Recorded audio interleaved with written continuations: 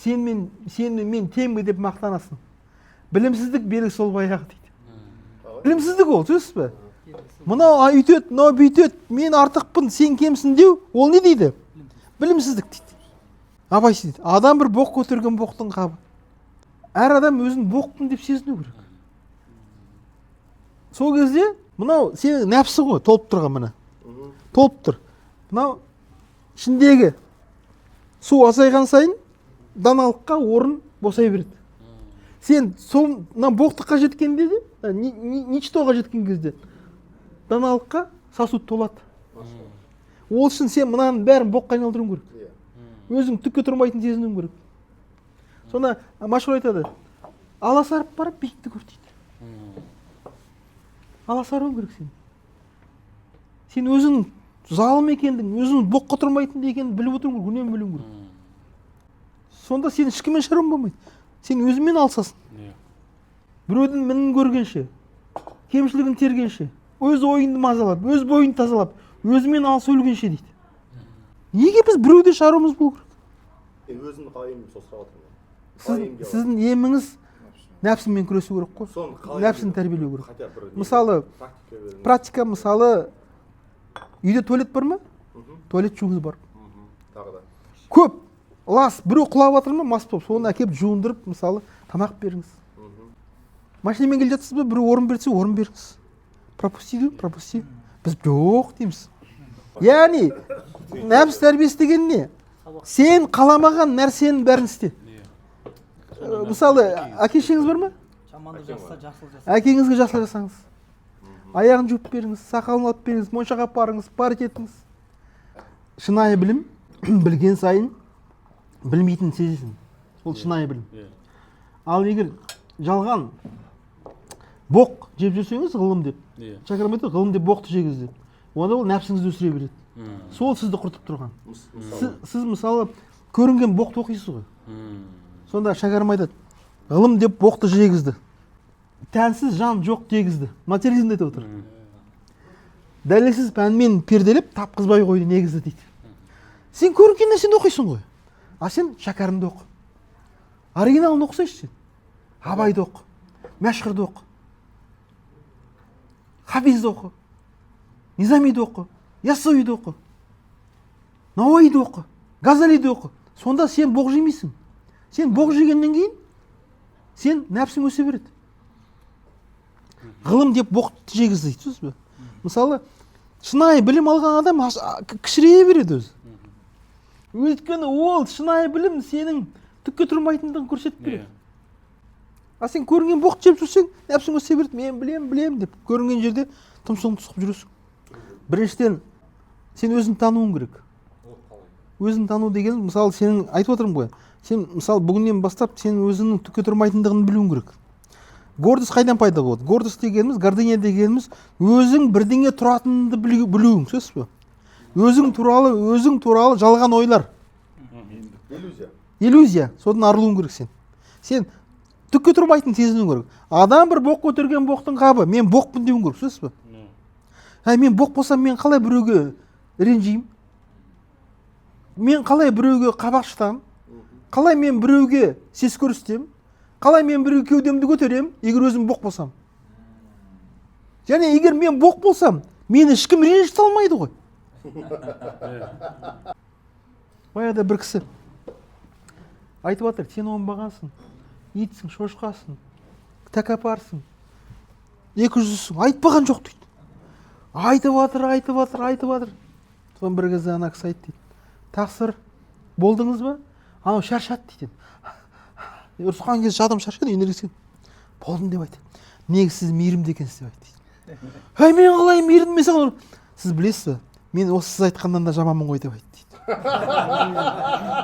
Сонда өзің боқ екенді білу керек. Сол кезде ешкімге ренжімейсің, ешкімнен ештеңе күтпейсің, және ешкім сені ренжіте алмайды, ең бастысы. Өйткені боқты ешкім ренжіте алмайды ғой. Шәкәрім атамыз айтады ғой, сыртқы сөзің шын болса дейді. Әдемі сөйлеуге болады. Өзі сөздің екі түрі болады. Сыртқы сөз, ішкі сөз. Сыртқы сөзің шын болса, әдемі сөздер, Біреулер спич райтерлер жазып береді мысалы тіпті. Иә? Мөлдіреді. Соны оқып береді. Соны Шәкәрім айтады. Сыртқы сөзің шын болса, ішің толған жын болса, жүрегіңде мін болса, айтқан сөзің ем емес дейді. Енді ата-бабаларымыз қандай болды дегенді айтады.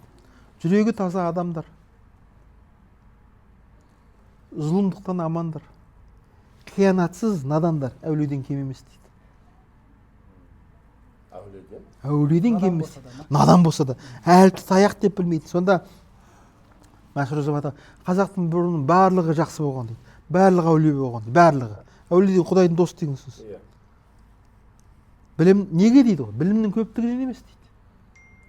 Жүректері таза болған дейді. Әулие. Неге дейді? Өйткені дүниеге байланбаған дейді. Барлығы таза болған дейді. Барлығы әулие болған. Түсінесіз бе? Ата-бабамыздың бәрі әулие. Неге? Дүниеге байланбаған дейді. Сен қанша жерден ғалым бол дейді. Егер жүрегінде ғаллат болса дейді. Ғаллат деген дүниеге махаббат. Алла Тағала дейді, сен жүрегіндегі ғылымды енесінің бір жерін айдап шығарады дейді. Ғылым ол дейді, жарқырап тұрған күн сияқты дейді. Ғаллат дейді, дүниеге деген махаббат. Ол бармақтай бұлт дейді. Бармақтай бұлт жарқырап тұрған күнді басып қалады дейді. Сонда Құдайдың уәдесі бар дейді.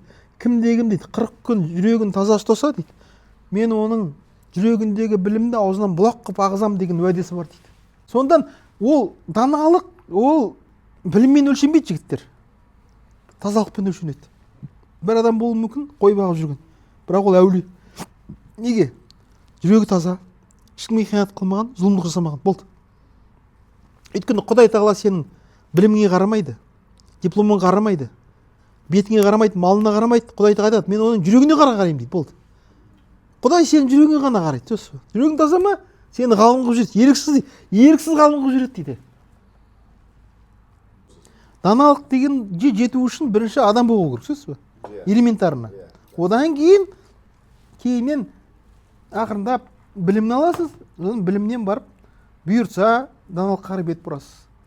Білім алсаңыз ғалым боласыз, ал сол алған біліміңіздің ішкі сырына өңілетіндей, ішкі нұрына ұғына алатындай деңгейсіз, онда дана боласыз, хакім боласыз. Сонда Абай айтады, әрбір хакім ғалым, бірақ әрбір ғалым хакім емес дейді. Мысалы, дайын білімдерді меңгерген адам бар ғой. Дайын білген меңгерген адамдарды ғалым дейміз. Мысалы, Құран мен хадис жаттамасаңыз ғалымсыз. Ал енді Құран мен хадистің мағынасын түсінетін деңгейге жетсеңіз, онда хакім боласыз. Хакім деген терең білім иесі.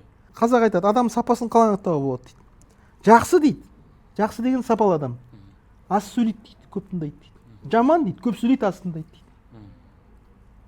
Сонда сіз қандай қатарға кіріп отырсыз қазір? Мен көп сөйлеймін. Жамандардың қатарына кіріп отырсыз. Сондықтан сіз ең элементарына сөйлемеуді үйреніңіз. Даналықты қоя тұрыңыз, ол алсыз келі. Бұндай сөз бар ғой. Біз дейді, сөйлеуді дейді, 3 жыл сөйлеуге үйренеміз дейді. Ал сөйлемеуге дейді, 15 жылымыз кетеді дейді. Сіз элементарно сөйлемеуді үйреніңізші өзі. Болды. Адам өзінің ішкі жан дүниесіне үңіле білу керек. Адам ішкі жан дүниесіне үңілген кезде үнсіздікке жетеді, үнсіздікке. Ішкі жан дүниесімен жұмыс істемейтін адам үнемі говорение. Сөйлей береді. Өйткені ішкі жан дүниемен жұмыс жоқ. Соны Абай айтады. Жүрегіңе сүңгі дейді. Жүрек алдамайды адамды. Анау айтты, мынау айтты дейміз ғой, негізі жүректен сұрау керек. Жүрек алдамайды адам, сөз. Ақыл алдайды, бастағы ақыл. Амал. Амалдың тілін алсаң адасасың дейді. Жүректің тілін алсаң адаспайсың дейді. Сонда ішкі жан дүние үңілу керек. Мысалы, 1 сағат отырып медитация дейді ме? Бір 15 минут таңертең отырып ойлау керек. Неге мен осындаймын? Не жетпейді маған? Оны сырттан іздемеңіз. Жүрек өзі айтады, сен ананы дұрыс істемейсің, мынаны жұмыс істемейсің. Бір кезде амал шығады мына жерден, өзіңді ақтап, анау үйтіп былай. Сол кезде сен амалдың тілін емес, жүректің тілін алуды үйрену керек. жүрек алдамайды. Ақыл, қайрат жүректі бірдей ұстады. Көрді ме? Ақыл, қайрат жүректі бірдей. Мысалы, ақыл деген бар, ол баста болады, рационалды. Жүрек бар, ол да ақыл, ол нұрлы ақыл, ол жүректе болады. Қайрат деген болады. Енді осы үшеуі бір адамның бойында толық болу керек, толық, үшеуі бірдей болу керек. Енді осы ақыл мен қайрат жүрекке бағыну керек. Сен сырттан алған информацияны жүрекке алып келесің. Жүрек дұрыс болса изеп мақұлдайды дейді, соңғы инстанция. Қате болса теріске шығарып жиіркеніп кетеді дейді. Бізде көбінесе қазіргі кезде ақыл бар, жүрек жоқ. Қайрат, суық қайрат. Ол біреудің мұрнын бұзу, тұмсығын бұзу қайрат. Мен жүрекке бағанда ол ыстық қайрат қайнады. Ыстық қайрат деген не? Ол біреуді бұзу емес, өзін тоқтата білуге бағытталады. Қайрат дегеніміз көп сөйлеу емес, өзін тоқтата білу. Сөйлеген кеп тілін қышып тұр, өзін тоқтата білу. Сол қайрат дейді. Өте қиын ол. Сонда қайрат деген не дейді? Абай айтады, тоқтаулық дейді. Осы үшеуінің біреу болмаса адам не дейді? Жарымес дейді. Сонда Абай айтады, әуелде бір суық мұз ақыл зерек, мына бастағы тұла бойы жылытқан ыстық жүрек дейді. Адам үндемей қалады ғой, мейірімді болып. Мынау ақылды жүрекке бағындырып отыр. Тыңдайды. Әуелде бір суық мұз ақыл зерек, тұла бойы жылытқан ыстық жүрек. Тоқтаулық дейді. Тоқтай білу. Қалыпты шыдамдылық дейді. Элементарный. Қалыпты шыдамдылық. Бұл қайраттан шығады, білсең керек. Ақыл, қайрат жүректі бірдей ұста дейді. Сонда толық боласың елден бөлек. Біреуінсіз біреу жарытпайды дейді. Жөнді жоқ, жарыместі, жолда жоқ, жарыместі, жақсы демек. Ақылда жоқ, ашуда жоқ, күлкіде жоқ, толап, қайнап бір жүрек қылады әлек. Біреуінің күні жоқ, біреуінсіз дейді. Ғылым сол үшеуінің жөнін білмек дейді. Сонда бұл үшеуінің жөнін біліп, дистанция, жаңағы бір-бірін қалай кім-кімге бағынады, осының бәрін орналастыру үшін адамға не керек дейді? Ғылым керек дейді. Ғылымды адам ғана ақыл мен қайратты жүрекке бағындырып қояды. Сонда ол толық болады. А егер сенде жүрек бар кейбір адамда, мейірімді бәрін аяп отыра береді, не ақыл жоқ, не қайрат жоқ, ол да жарымес. Біреуде қайрат бар, бәрін бұзып жарып жүр, бірақ ақыл жоқ, ол да жарымес. Біреуде ақыл ғана бар, не қайрат жоқ, не жүрек, ол да жарымес. Сонда осы үшеуі бір адамның бойында толық болған кезде адамды біз толық адам дейміз. Сонда осы мәселелерді Абай қатты айтады. Сонда қайрат дегеніміз біреудің тұмсығын бұзу емес, жігіттер. Қайрат дегеніміз өзіңді тоқтата білу. Сонда шалағын айтады ғой, шешендер топ ішінде аузын буған дейді. Қаптың аузын буасы ғой. Сол шешендіктен көп сөйлеу емес. Аузынды буа білу. Қайрат керек. Көп сөйлеу нәпсі. Шешендер топ ішінде аузын буған. Ойласаң, мың бір пәле тілден туған. Рас қойды. Ойласаң, мың бір пәле тілден туған. Шешендер топ ішінде аузын буған. Бір адам қателікпен бір сөз айтса, мың бір пәле жабылысуны қоған дейді. Сондықтан кім айтады дейді? Жұман деген қырт болыпты, Жұман қырт. Абайдың елінде. Қырт деген кім? Қырт дегеніміз қалай болса сөйлейтін адам қырт дейді екен, Семейде. Абайдың елінде. Жұман қалай қырт атанған? Сонда бір күні боран соғып кеткен ғой. Сонда Жұман айтады дейді бәйбішесіне. Мә, бәйбіше бағана күн жарықта далаға шығып алған қандай ақыл болған дейді. Сосын айтады дейді. Қасқабұлақ пен Жидебайдың арасы 1256 лә иляха илля деп айтады дейді. Сонда енді әңгімелер сол Жұман айтады дейді бір күні. Сендер мені қырт-қырт дейсіңдер, анау Абай жұрттың алдына шығып 2 сағат сөйлейді, неге Абайды қырт демейсіңдер деді. Сонда қырт дегеніміз тисе терекке, тимесе ботаққа сөйлейтін адамды қазақ не дейді? Қырт дейді. Қырту деген ол мысалы орынсыз сөйлеу. Не по теме. Бас десе құлақ деу. Соны қырту дейді. Сөйлеу үшін білім керек. Білім керек және ол білімнің ақиқатын ұстап отыратын сенде қайрат, контроль болу керек. Ауытқып кетпеу керек, көп сөйлеймін деп. Сосын Конфуций айтады, мынау тыңдап отырған адамдардың қабағына қара дейді. Қабақтар түйіле бастаса, қоя қой дейді. Оны да ескерт дейді. Сосын мына жиналған адамның дейді, тыңдауға уақыты бар ма, жоқ па, онымен де санасы дейді. Мысалы, мүмкін сіз асып отқан шығарсыз. Сонда Абай айтады, қандай кісіге сөз айтпа дейді. Қарны тоқ адамға айтпа дейді. Қарны тоқ. Басқа нәрсені ойламайтын адам. Басқа проблемасы жоқ. Тек қана қарны тойдыру. Сонда Абай айтады, қарны тоқ, қасынадан ұқпас сөзді дейді. Қас деген нағыз. Араб тілінде ғой, қасса дейді ғой. Қарны тоқ, қасынадан ұқпас сөзді. Сөзді ұғар, көкірегінде болса көз. Сондан әңгімені ұғудың жалғыз шарты адамның көкірек көзі ашық болу керек. Егер көкірек көзі жабық болса, қанша айтсаң да ол ұқпайды ол сөзді. Қарны тоқ, қасынадан ұқпас сөзді. Сөзді ұғар, көкірегінде болса көз. Жақсы ұқты дейік. Бірақ соның өзінде дейді, көкірек көзі ашық болсын. Сөз қадірін дейді, білетін жақсы жанға дейді, таппай айтпа, оған да айтар кезде дейді. Соның өзінде дейді, жаңа оған айтатын кез болады, айтпайтын кез болады. Оны да айыра біл дейді. Біреу асығып отқан шығар мысалы. Сонда біз мына жерге келдік мысалы. Асықпай отырмыз қазір. Біреу мысалы қойды қамаймын дейді, біреу сиырға барамын дейді, біреу бие қамаймын дейді мысалы. Біреу мысалы үйіне асығып отыруы мүмкін, әңгіме тыңдалмайды. Әңгіме қашан тыңдалады? Дүниені естен шығару керек.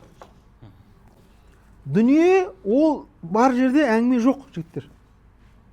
Сен жай құлағымен ғана тыңдап отырсың. Жүрекпен тыңдай алмайсың. Неге? Өйткені жүрегіңде не тұр? Дүние тұр. Соны Абай айтады, не пайда бар мың надан дейді. Сыртын көріп таңғалсын дейді. Сыртын естіп. Мысалы, қазір өшітіп отырмыз, біреулер сөздің сыртын ғана естіп отыр. Мен білмеймін, ешкім ішіне кіріп шыққан жоқпын. Біреу сөздің ішін естіп отыр. Сонда Абай айтады, не пайда бар мың надан сыртын естіп таңғалсын дейді. Одан дағы бір есті, ішкі сырын аңғарсын. Ғылым да жоқ, өнер де жоқ, даладағы аңдарсың. Жүрегімен тыңдамай, құлағымен қармарсың. Көріп тұрып, соларды қайтып қана сарнарсың дейді. Сонда ол әңгіменің шарттары бар, жігіттер. Сіздер егер көкіректерің жабық болса, әңгіме шықпайды, жігіттер. Ол сізді қарамаңыздар. Диплом жоқ, білім жоқ, ол міндетті емес ол. Диплом, білім, мектепте жаман оқыдым, оның бәрі өзбекше айтқанда фарқы жоқ. Қазір сіздерге керегі жүректеріңіз таза болу керек. Бастарыңыз керексіз білімнен тазарту керек. Сіздің бастарыңыз, кейбіреулердің бастарыңыз толып тұр. Мына кісіге мысалы неге қабылдай алмайды? Бас толған білім, керексіз білім. Соны тазарту керек. Bir шәкірт кепті ғой. Шәкірт кеп айтады дейді. Мен сізге, ұстазға, мен сізге шәкірт болғым келеді. Сонда айтады, сен бола алмайсың шәкірт. Неге? Тостағанын төгіп кел деп айтады дейді. Сен маған дейін неше түрлі білімдерді оқып керек. Тостағанын толтырып аласың. Мен не айтсам кірмейді саған. Толып тұр. Сол шәкірім айтады. Аузыңнан мейлі сары алтын дейді.